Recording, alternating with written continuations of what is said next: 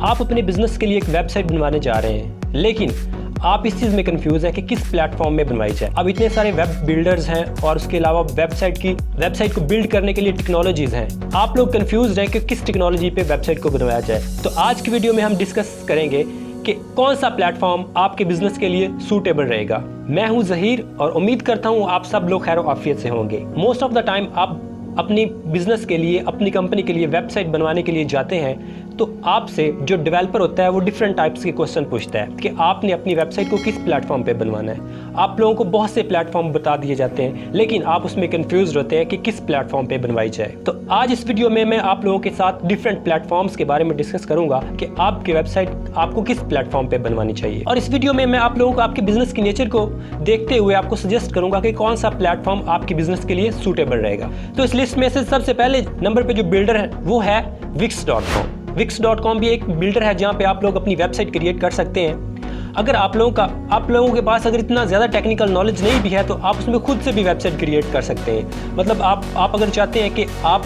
जो आपकी website cost आएगी बजाय डेवलपर को देने, आप खुद ही उसको क्रिएट कर सकें। तो अगर आप थोड़े से भी टेकी पर्सन हैं, आप कंप्यूटर और लैपटॉप को जानते और वेबसाइट के फ्लो को जानते हैं, तो आप खुद भी उसमें क्रिएट कर सकते हैं। Wix.com में जस्ट उसमें ड्रैग एंड ड्रॉप के ऑप्शंस होते हैं। आपने ड्रैग एंड ड्रॉप करना है और इस तरह से आपकी वेबसाइट कंप्लीट प्रिपेयर हो जाएगी।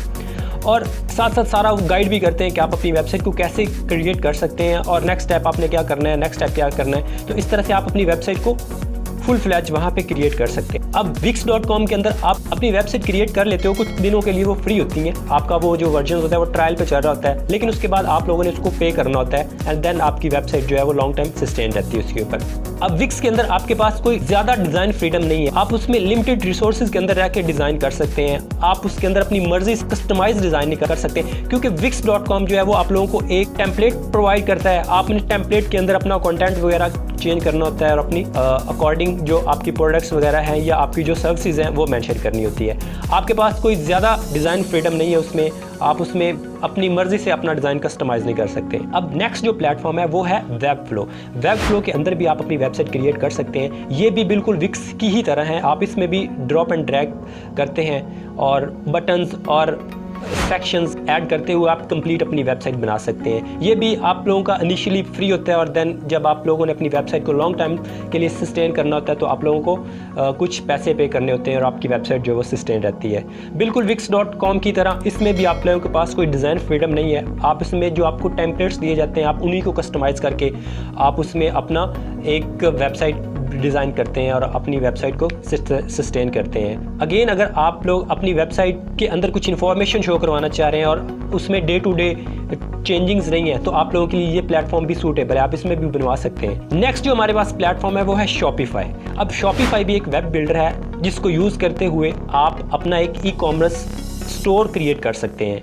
ये जो प्लेटफॉर्म है ये उन लोगों के लिए बहुत ही सूटेबल है जो लोग अपना ऑनलाइन स्टोर या ई कॉमर्स का बिजनेस करना चाहते हैं। उनके लिए स्पेशल ये Shopify यूज़ किया जाता है और इसमें आपके पेमेंट मेथड्स भी ऐड होते हैं और उसके अलावा स्टोर क्रिएट करने के बहुत से अट्रैक्टिव थीम्स वगैरह भी प्रोवाइड किए जाते हैं। तो जो लोग ऑनलाइन बिजनेस करना चाहते हैं या ई कॉमर्स स्टोर बनाना चाहते हैं उनके लिए ये बहुत ही बेस्ट है। अब नेक्स्ट जो हमारे पास प्लेटफॉर्म है जो वेब बिल्डर है वो है वर्डप्रेस। बहुत ही पॉपुलर है ये।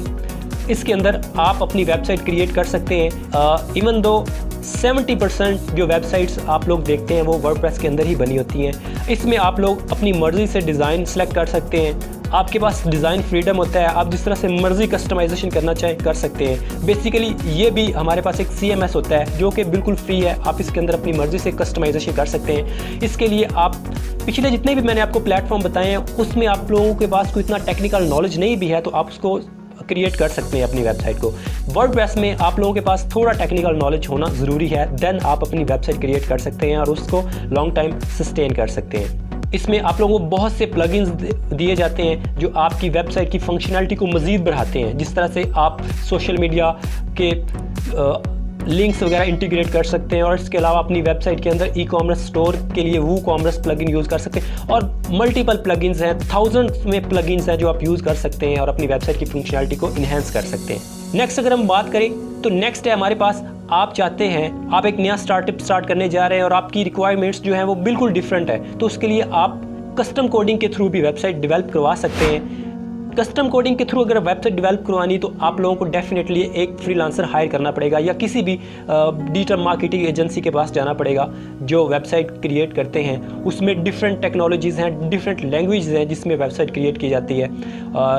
आजकल जो ट्रेंडिंग में है PHP लारावेल फ्रेमवर्क है, और PHP लैंग्वेज के अंदर जो वेबसाइट वो कस्टम कोडिंग के थ्रू डेवलप होगी। उसमें फिर आप लोगों के पास एक डिज़ाइन फ्रीडम भी होगा, जिस तरह से आपकी रिक्वायरमेंट होगी उसके अकॉर्डिंग कोड करके आपकी वेबसाइट को डेवलप किया जाएगा। ऑब्वियसली कस्टम कोडिंग के थ्रू वेबसाइट डेवलप होगी, ज़ीरो से लेके आपकी वेबसाइट को डेवलप किया जाएगा, डिज़ाइन किया जाएगा एंड देन उसकी बैकएंड की डेवलप कोडिंग की जाएगी। तो इस पे आप लोगों को जो कॉस्ट है वो बहुत ज़्यादा आ सकती है। तो पिछले इतने भी मैंने आपको प्लेटफॉर्म बताए हैं, अगर कंपैरिजन किया जाए तो कस्टम कोडिंग के थ्रू जो वेबसाइट डेवलप होती है उस पर सबसे ज़्यादा कॉस्ट आती है। तो फाइनली मैं आप लोगों को अगर सजेस्ट करूँ, आप लोगों की अगर जस्ट एक स्टैटिक वेबसाइट आप लोगों को चाहिए जिसमें आप लोगों ने डे टू डे उसमें कोई चेंजिंग्स नहीं करनी, जस्ट एक सिंपल उसमें डेटा होना है, तो आप लोगों के लिए HTML की स्टैटिक वेबसाइट बेस्ट है। 4 पेजेस की HTML की स्टैटिक वेबसाइट आप बनवा सकते हैं जो कि बहुत ही लाइट वेट होती है और बहुत ही जल्दी लोड हो जाती है इंटरनेट के ऊपर।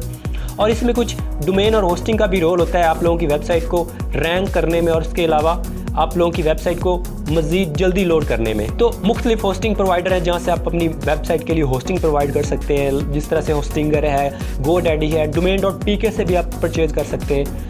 तो करंटली जो सबसे ज़्यादा स्पीड ऑप्टिमाइज़ करता है वो होस्टिंगर है आजकल, लेकिन ये वेरी करता रहता है टाइम टू टाइम। कभी कोई सर्वर प्रोवाइडर जो है वो उनकी स्पीड ऑप्टिमाइज़ होती है तो कभी किसी की।